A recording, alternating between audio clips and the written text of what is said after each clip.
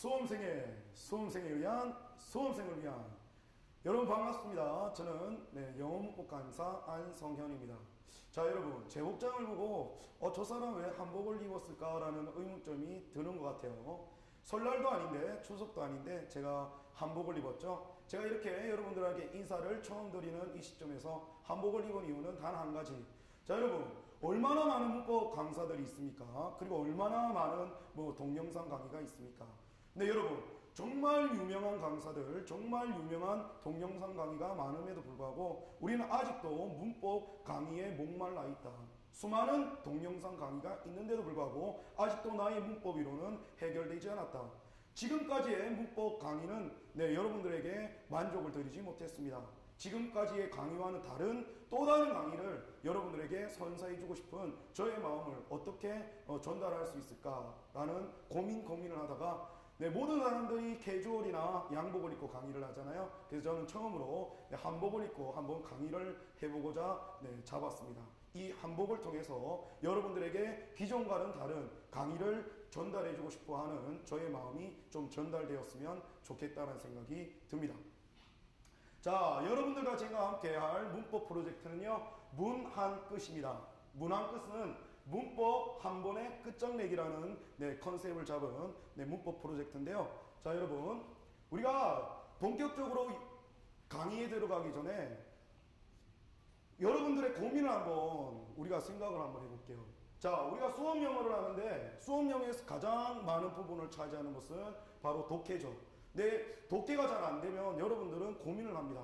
내가 왜 독해가 안 될까? 뭐가 문제일까? 여러분 많은 고민들 하고 계시죠? 보통 독해가 안 되는 이유는 두 가지 이유가 있습니다. 첫 번째는요, 어휘가 안 되거나 또는 문법이 안 되는 거예요. 근데 여러분, 어휘가 안 되면 여러분들이 어휘책을 찾아셔서 혼자서 어휘 공부를 하시면 어휘는 금방 잡을 수가 있습니다. 근데 문제는 뭡니까? 문법이 안 됐을 때죠. 아무리 서점에서 문법 이론책을 찾아서 내가 공부를 해본다 해도 문법이 쉽사리 잡히지도 않습니다. 그렇다고 해서 학원을 다니고 동영상 강의를 들은다 해도 문법을 쉽사리 잡기가 힘이 들죠. 그래서 보통은 문법이 안 되기 때문에 독해가 안 되고 그래서 수업 영어를 잡기가 힘들다라는 것을 우리가 알 수가 있습니다. 자, 한 가지 재미있는 이야기를 통해서 영어 문법을 어떻게 공부해야 되는지를 여러분들께 알려드리도록 할게요.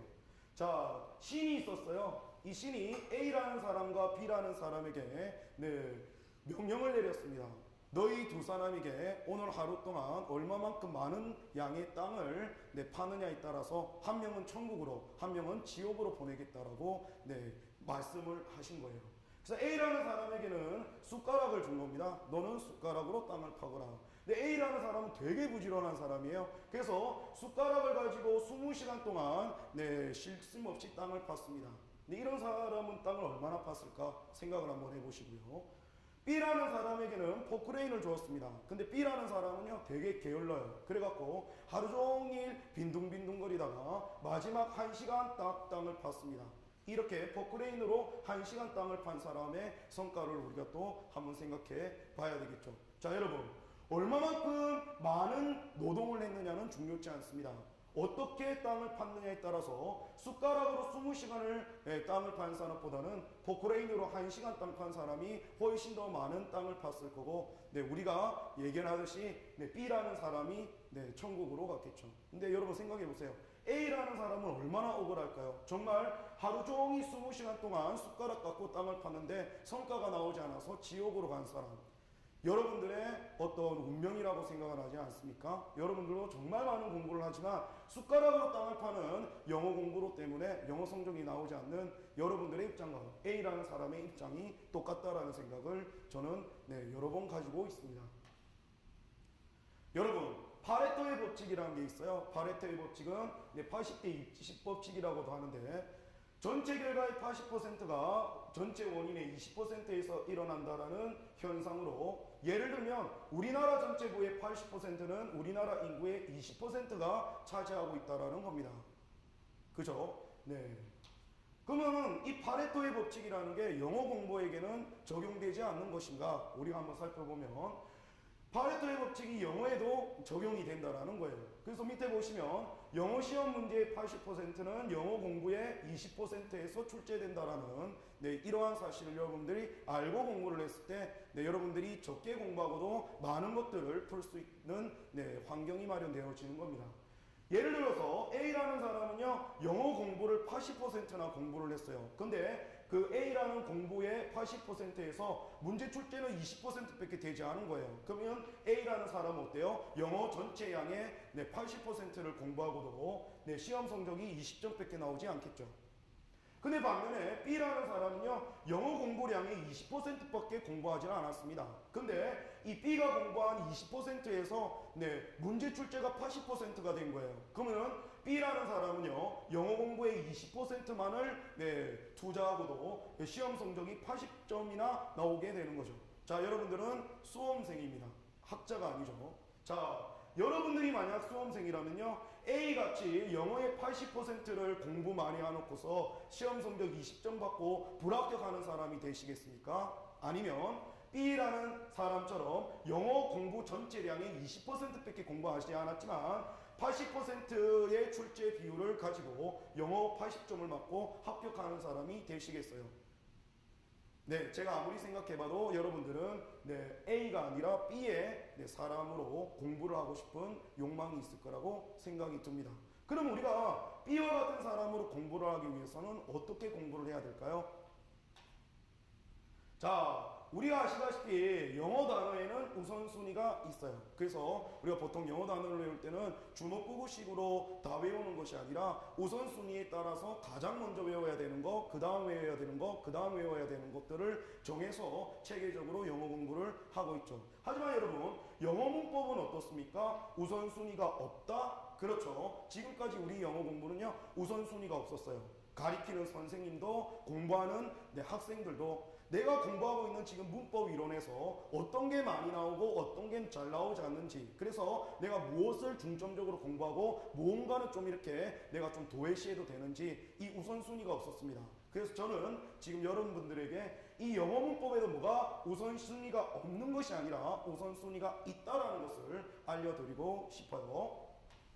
그래서 우리가 함께할 문항급 프로젝트는요, 문법 우선순위를 중심적으로 합니다. 그래서 가장 시험에 잘 나오는 것부터 우선적으로, 그리고 시험에 나오지 않는 것들을 제가 알려줌으로써 여러분들이 시험에 꼭 나오는 것은 반드시 기억하게 함으로써 정확한 문법 강의, 그리고 쉬운 문법 강의, 그리고 빠른 문법 강의를 통해서 여러분들의 노력이 조금만 들어가도 시험의 성적이 극대화될 수 있는 영어 공부를 제가 시켜드리도록 하겠습니다.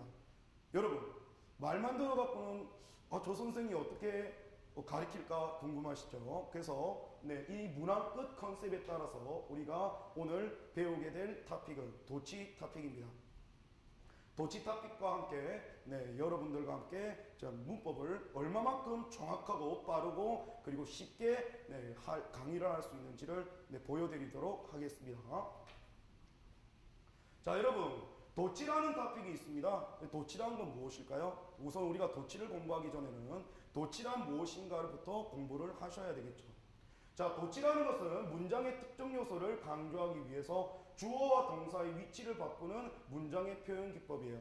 자, 여러분, 원래 영어는요, 주어 먼저 나오고 동사가 다음에 나옵니다. 하지만 도치에 의해서 주어 동사가 위치가 바뀐다면 동사 먼저 나오고 주어부터 나오겠죠. 근데 이런 도치는 뭐 때문에 쓴다? 문장의 특정 요소를 강조하기 위해서 주어 동사의 위치를 바꾼다라는 거예요. 그러면 주어 동사가 위치가 바뀌어져 있는 도치 문장이 나오면 문장의 특정 요소가 강조되어 있구나 라고 여러분들이 이해하시면 되겠죠. 근데 도치라는 것은 그 방법에 따라서 단순 도치라는 것이 있고 의문사형 도치가 있다라는 게 포인트입니다. 그럼 여러분, 도치가 단순 도치와 의문사형 도치가 있대요. 그럼 뭘 알아야 되겠어요? 우리는 어떤 게 단순 도치고 어떤 게 의문사형 도치인지를 알아야 하겠죠. 우선은 단순 도치부터 보도록 하겠습니다. 자, 여러분, 단순 도치 옆에 뭐 붙었어? 별표 3개 붙었죠? 여러분들이 반드시 알아야 되는 정의라는 거예요. 자, 단순 도치라는 것은요, 동사의 종류에 상관없이 주어와 동사의 위치를 그냥 바꿔주면 돼요. 어때? 동사의 종류에 상관없이 주어와 동사를 그냥 바꿔주면 되지. 그러니까 단순하잖아. 그래서 단순 도치라고 하는 겁니다. 즉 쉽게 말해서요. 동사가 조동사건 비동사건 일반 동사건 상관없이 단순 도치는요. 그냥 주어 동사 위치만 바꾸시면 돼요. 이런 것이 바로 단순 도치라는 거 꼭 기억해 주시길 바랍니다. 그럼 이번에는 의문사형 도치란 건 무엇이냐? 자 여러분 의문사형 도치 옆에는 별이 몇 개 붙었어요? 5개나 붙었지. 즉 단순 도치라는 것도 정말 중요하지만 의문사형 도치는 더 중요하다는 의미입니다. 여러분들 쉽게 말해서요. 내가 도치 토픽을 배우는데 의문사형 도치가 뭔지 모른다 이런다면 도치 10문제 중에 9문제는 날려버린다라는 생각을 하시면 돼요. 즉 나는 단순 도치 빼고 의문사형 도치를 몰라 이러면 도치 공부가 안 돼 있다라는 거죠. 그래서 우리는 반드시 단순 도치와 의문사형 도치의 차별을 또는 구별을 하는 것이 도치의 가장 중요한 토픽이라는 걸 아시고 의문사형 도치와 단순 도치의 차별을 반드시 해주셔야 됩니다. 자 의문사형 도치는요 동사의 종류에 따라서 도치의 방법이 달리 일어난대. 그지? 동사가 조동사나 비동사라면 주어와 동사의 위치를 그냥 바꿔주면 된다는 거죠. 그런데 동사가 일반 동사라면요 주어와 동사의 위치를 바꾸는 것이 아니라 조동사 두 동사를 빌려서 두 동사를 대신 주어 앞으로 내보내는 도치입니다. 그리고 두 동사가 앞으로 나가면 요 일반 동사에 있던 수와 시제가 두에게로 넘어가고요. 동사는 수와 시제가 표현이 안 되는 원래 상태인 동사 원형으로 바뀌는 거죠. 자 여러분 다시 한번 정리해 볼게요. 자 단순 도치는 어때요? 동사의 종류에 상관없이 주어와 동사의 위치를 바꾸는 거죠. 즉 동사가 조동사건 비동사건 일반 동사건 상관없이 그냥 단순하게 주어 동사 위치를 바꿔주면 됩니다. 하지만 의문사형 도치는 어때요? 동사의 종류에 따라서 도치 방법이 다르게 일어난다는 게 포인트죠. 즉 조동사나 비동사라면 단순 도치처럼 주어 동사를 위치 그냥 바꿔주면 되겠지만 일반 동사일 경우 단순 도치는 일반 동사가 앞으로 나가지만 의문사형 도치에서는요 일반 동사가 앞으로 나가는 것이 아니라 반드시 두 동사라는 걸 빌려서 내보내야 하고 요 일반 동사에 있던 수와 시제가 두에게로 넘어가서 일반 동사는 동사 원형으로 바뀐다라는 도치가 바로 의문사형 도치가 되는 겁니다. 자 여러분 요 일반 동사였던 수와 시제가 두에게로 넘어가서 두가 수와 시제가 바뀐대요. 그러면 우리가 의문사형 도치됐을 때 이 동사의 수와 시제는 어디서 확인해야 되겠습니까? 그렇죠. 우리가 두에서 확인을 해야 되겠죠. 그래서 우리가 여러분들이 보시다시피 단순 도치보다는 의문사형 도치가 훨씬 더 복잡하며 이 복잡한 의문사형 도치가 단순 도치보다 훨씬 더 많은 출제 경향을 보이고 있다는 걸 여러분들이 반드시 체킹해 주셔야 되겠습니다. 그럼 우리가 이제 도치라는 게 뭔지 알았어. 아, 도치라는 건 문장의 특정 요소를 강조하기 위해서 주어와 동사의 위치를 바꾸는 것이고, 그리고 도치의 종류에는 단순 도치라는 것과 의문사형 도치라는 게 있고, 그리고 단순 도치라는 것은 동사의 종류와 상관없이 그냥 주어 동사가 위치 바뀌는 거, 그리고 의문사형 도치는 동사가 일반 동사일 때는 일반 동사가 나지 않고 두 동사를 대신 보내는 의문사형 도치라는 거 우리가 착안했습니다. 그럼 이제는 우리가 뭘 해야 되느냐면 어쩔 때는 의문사형 도치를 쓰고 어쩔 때는 단순 도치를 쓰는지를 알아야 되겠죠. 여러분 아무 때나 단순 도치를 쓰고 아무 때나 의문사형 도치를 쓰는 게 아니에요. 단순 도치를 쓰는 도치 장치가 있고요. 의문사형 도치를 쓰는 도치 장치가 있습니다. 그래서 우리는 지금부터 어떨 경우에 의문사형 도치를 그리고 어쩔 경우에는 단순 도치를 사용할 것인지에 대해서 하나씩 보도록 할게요. 자, 부정부사의 강조라고 돼 있죠. 즉 부정부사가 문장에서 강조돼서 주어 동사 앞에 위치할 경우 다음에 위치하는 주어 동사를 의문사형 도치시킵니다. 이렇게 부정부사가 주어 동사 앞에 강조될 경우 다음에 오는 주어 동사를 의문사형 도치시킨다. 자 여러분 밑에 표를 보세요. 우리가 일반적으로 아는 부정부사는 뭐가 있습니까? not과 never은 대중적으로 우리가 일반적으로 잘 아는 부정부사들이죠. 그러니까 쉽게 말해서 not과 never이 주어 동사 앞에 왔을 때는요 다음에 오는 주어 동사가 의문사형 도치된다는 건 많은 수험생들이 잘 알고 있는 부분이에요. 하지만 중요한 건 뭐예요? 우리 영어 출제는 not과 not만을 출제시키지 않는다라는 거죠. 이렇게나 많은 부정부사들이 시험에 출제되고 있습니다. 그럼 여러분들 어떻게 공부하셔야 돼요? 부정부사가 주어 동사 앞에 위치할 경우 다음에 오는 주어 동사가 의문사형 도치가 일어나는데 not과 not만을 우리는 부정부사로 보지 않는다라는 거, 이렇게 많은 부정부사와 함께 부정부사가 강조되면 다음에 오는 주어 동사가 의문사형 도치가 일어난다는 게 포인트예요. 그래서 여러분들은 밑에 있는 부정부사, 이 다양한 부정부사들을 반드시 암기를 해주시고, 어떠한 부정부사가 강조돼서 나갔다 하더라도 다음에 오는 주어 동사를 의문사형 도치시킨다라는 거 한 번 더 체킹하셔야 되겠습니다. 그럼 이제 예문과 함께 자세히 살펴보도록 할게요. 자, rarely does Annie eat Indian food. 이런 문장이 나와 있죠. 자, rarely라는 것은요, not과 같은 부정부사예요. 근데 rarely라는 부정부사가 지금 주어 동사 앞에 나와 있죠. 어때? 부정부사가 주어 동사 앞에 강조돼서 나왔을 때 다음에 오는 주어 동사 의문사형 도치. 근데 의문사형 도치는 동사의 종류에 따라서 형태가 달라진다 그랬죠. 자, it라는 게 일반 동사기 때문에 의문사형 도치일 때는요, it라는 일반 동사가 주어 앞으로 나갈 수가 없습니다. 어때요?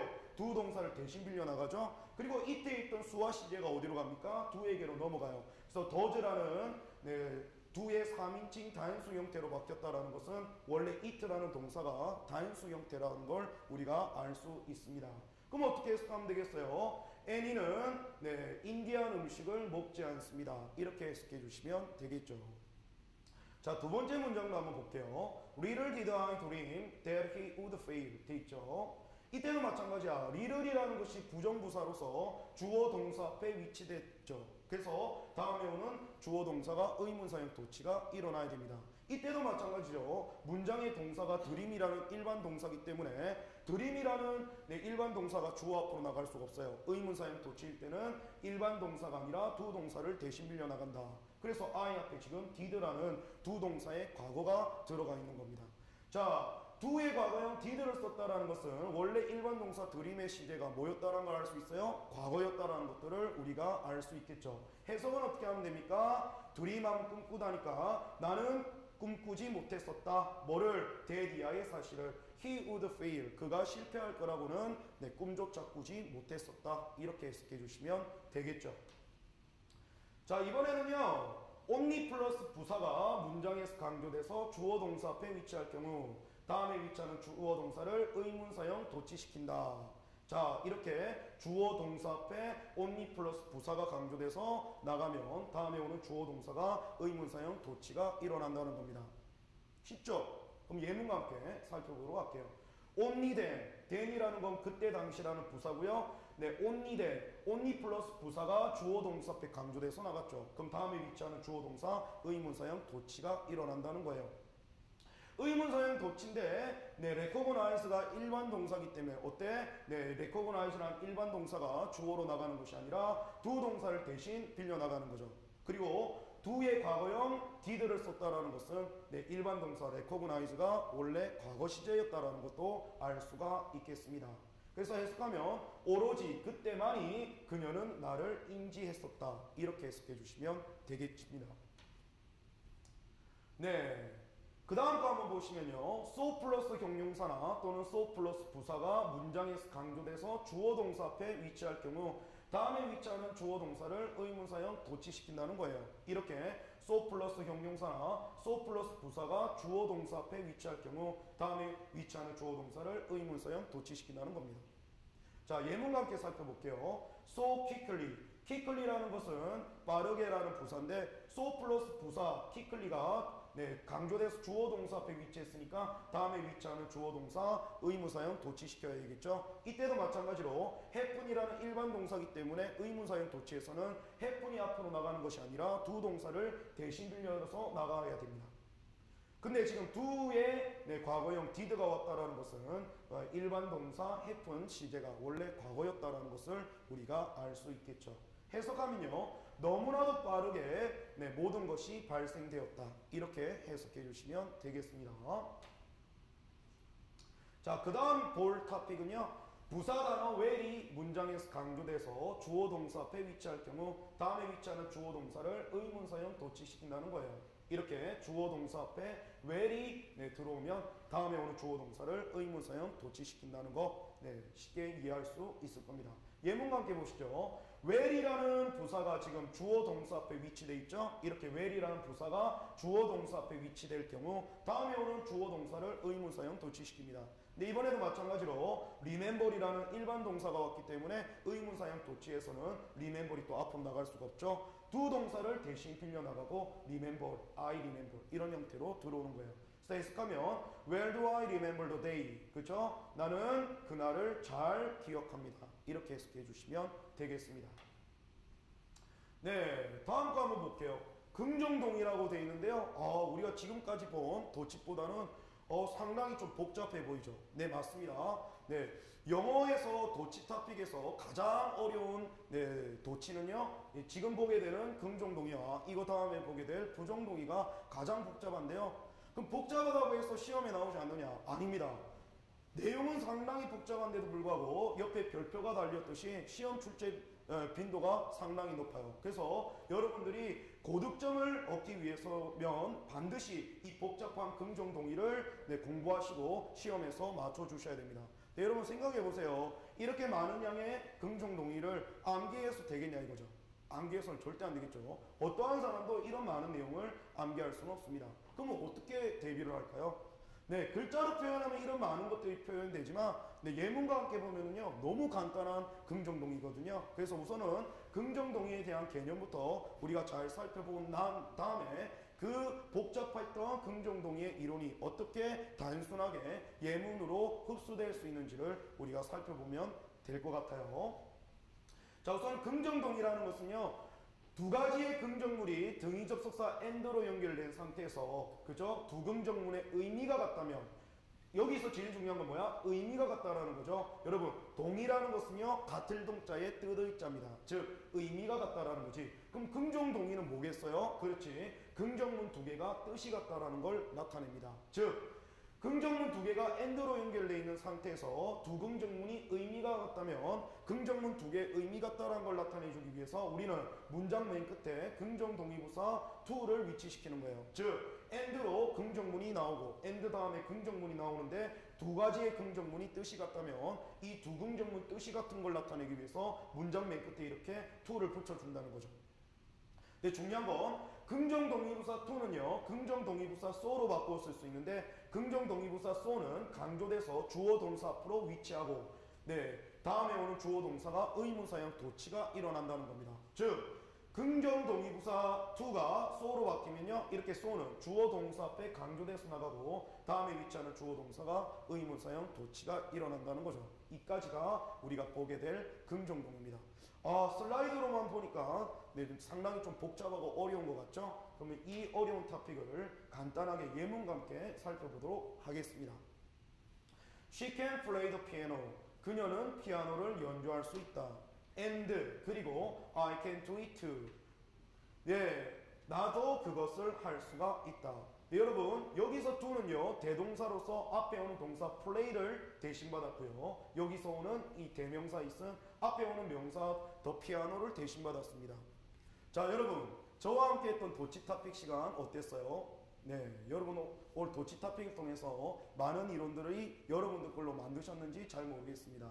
자, 여러분 우리가 수업 시간에 하는 어떤 강의 시간도 중요하지만 강의 시간보다 더 중요한 것은 복습의 시간이에요. 복습이라는 것은 선생님으로부터 전달된 지식이 내 거로 만들어지는 과정이죠. 그래서 우리가 동영상 강의를 통해서 저의 지식이 여러분들의 뇌 속으로 잘 전달됐을 거라고 저는 확신합니다. 그러면 이제 여러분들 뇌 속으로 전달된 저의 영어 지식이 여러분들 거로 되기 위해서는 뭘 하셔야 되겠어요? 그렇지? 복습을 해주셔야 되겠죠.